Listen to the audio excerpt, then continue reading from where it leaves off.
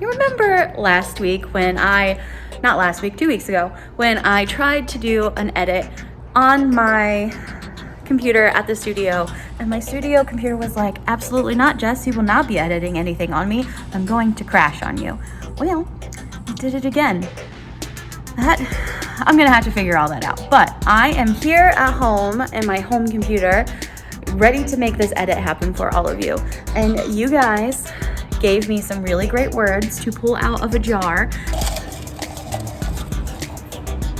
Well, I have kite. I don't think I'm gonna get penguin. Kite, how's this gonna work together? That I ended up pulling, what was it?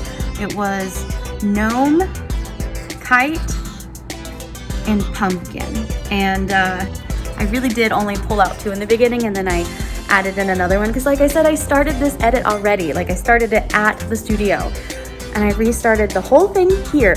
And then also on top of that, my video recorder for the laptop didn't record the beginning of the video. So it's a whole thing, but we'll get there. It's all ready. So I hope you enjoy this edit of putting together those 3 words. So pumpkin, gnome, and kite.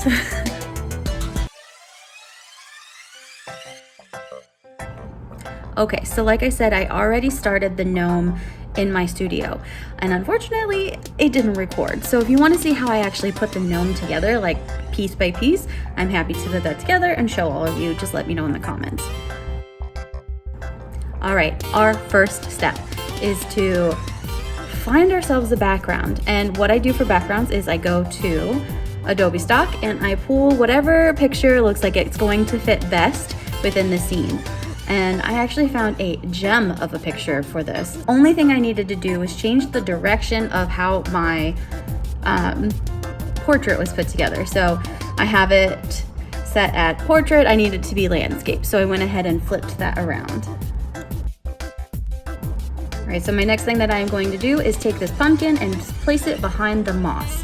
I wanted it to look like it is a nice, beautiful pumpkin house that my little gnome guy lives in, and I wanted it to be behind this mossy, I'm assuming it is a moss like tree stump, but I don't know, maybe it's not, but that's in my head, that's what it is. So I wanted it to be behind that, so I needed to place the pumpkin nicely behind the tree stump.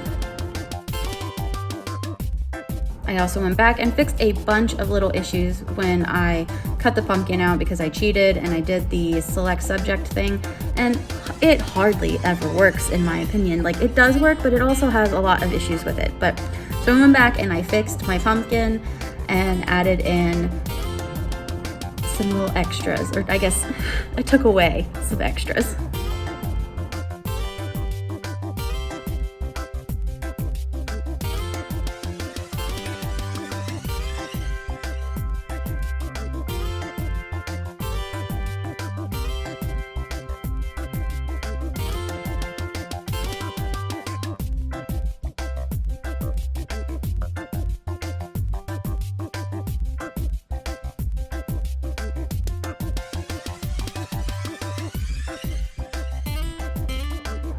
All right, my pumpkin is placed, it's looking good.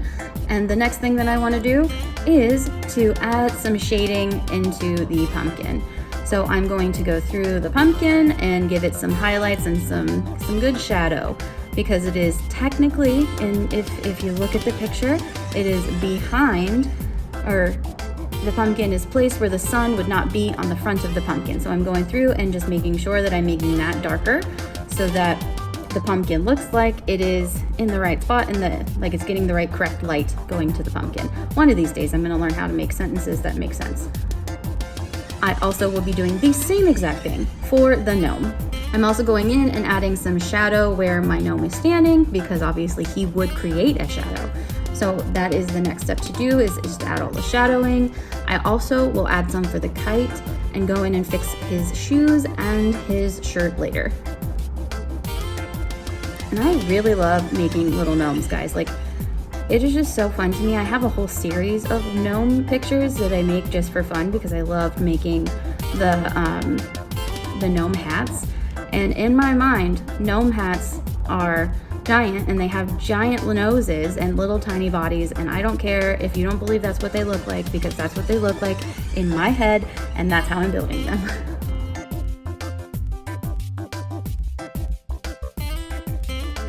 Now, I don't know if any of you use the Puppet Warp tool, but occasionally the Puppet Warp tool can be a little wonky.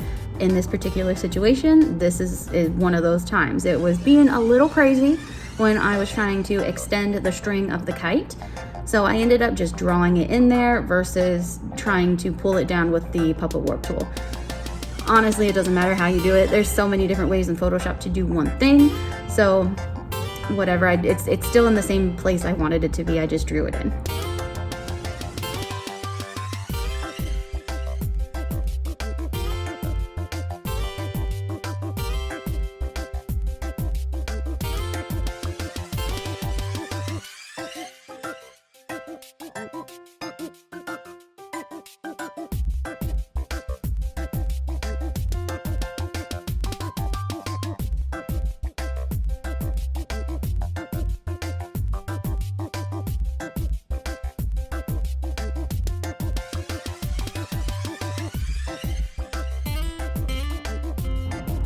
And then we gotta decorate the house. I, along with gnomes, also love to make little houses out of things, like your unusual houses that probably weren't supposed to be houses, like a pumpkin, and turning them into houses. I've actually got I already have a book house, but I have another book house in my mind that I want to build, and this is only making me want to do it a little bit more. Maybe I'll even just turn it into an edit for this, but I just really like turning things into little houses, like peculiar little houses. So this fits right along. This whole image fits right along with things that I just really enjoy creating for absolutely no reason. So what you'll see here is that I am putting the window up against the pumpkin. I am making it fit to the curve of the pumpkin, and then making sure that it is shaded correctly alongside the pumpkin as well. And then I will add in a door and a mailbox and some other little details. So I like adding a lot of nature details when I do stuff like this to make it look like it was very intentionally placed, like there's ladybugs everywhere or something that would really belong in the scene. So in this particular one, I am adding the ladybugs, and then I'm also going to add a piece of green leaf, I think it's just ivy, up at the right hand corner, and make it look like it just happened to be there, like it's supposed to be. I think it just creates a little bit more depth and interesting things to look at whenever you look at something like this, or making a picture like this.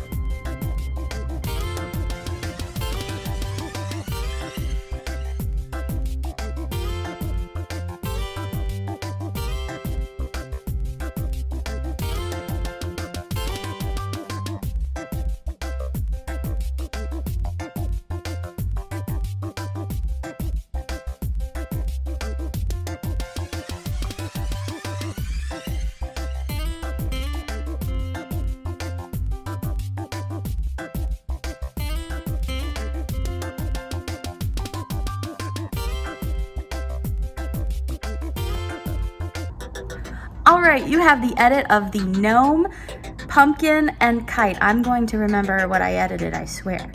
All ready for you, and you can see the final here in a second.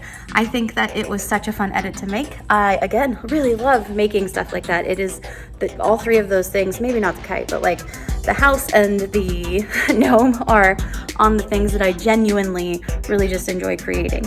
Let me know in the comments what you would add in this little gnome's world, and maybe I'll add it in there.